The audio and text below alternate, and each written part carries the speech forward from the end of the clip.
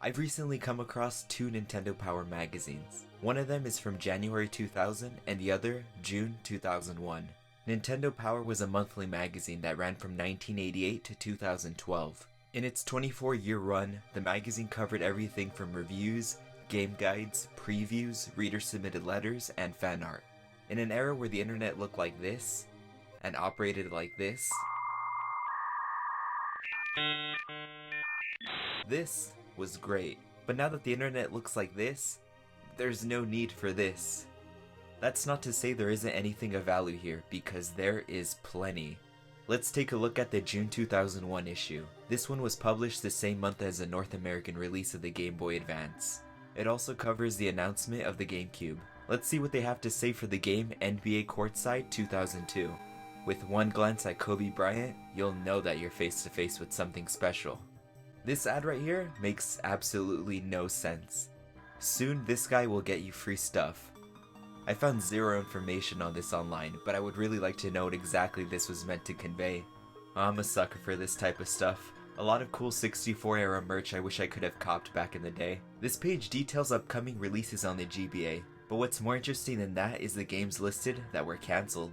Diddy Kong Pilot was going to be a racing game utilizing motion controls. Although this idea didn't go through, the technology was used in future GBA titles, like Yoshi's Topsy Turvy and WarioWare Twisted. Frenzied, Twisted, Hyper Games. You turn it turns you. It's Twisted. Donkey Kong Coconut Crackers was a puzzle game. Both of these games were being developed by Rare a year before Microsoft's purchase, which probably explains why these games were cancelled. Diddy Kong Pilot eventually got released, but rebranded Banjo Pilot. And I'm gonna be honest, I'm not losing any sleep knowing that Donkey Kong Coconut Crackers doesn't exist.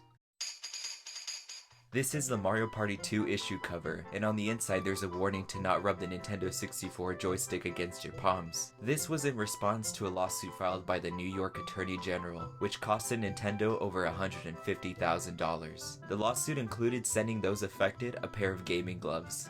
This ad for Earthworm Jim 3D reminds me of the shifting tides in video game advertising. At a time where 3D was exciting and cutting edge, games often traded traditionally drawn box art with 3D models. I'm sure this worked well in focus groups and even worked in boosting the game sales, but at what cost? Unless you're Shrek, of course, in which case you can import models from a high-budget CGI film. The game still looks like Swamp Ass. Sometimes I forget how big Pokemon was, and still is. There's a whole section dedicated to it, and even a small comic recapping the 12th episode of the anime. Oh, and so much merch. Imagine killing a person in cold blood, to only find that they have a Venusaur dog tag. I really don't understand why they thought this cover for Mission Impossible on Game Boy was a good idea. He's basically dead on arrival. There's no way he's coming out of that scenario alive.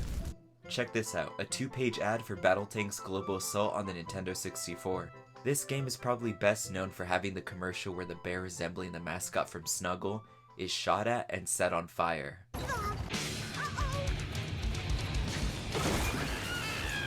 Introducing Battletanks for Nintendo 64. The commercial was so popular that there was a sequel. This time the bear is rebuilt from the ground up, but the brand Snuggle made the company pull them off the air. I forgot to mention, in the June 2001 issue, there is 4 pages dedicated to navigating through Nintendo's website. This should give you an understanding of where the internet was at the time. Now if you'll excuse me, I got some expired coupons I gotta send out. Happy holidays.